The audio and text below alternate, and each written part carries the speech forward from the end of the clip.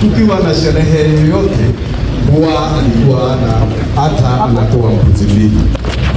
Kwa hivyo alikuwa mwanaume kamili kufuata dini yetu ama maagizo ambayo tumeagizwa katika association yetu.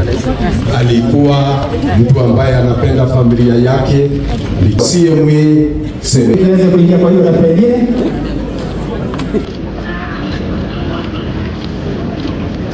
so nataka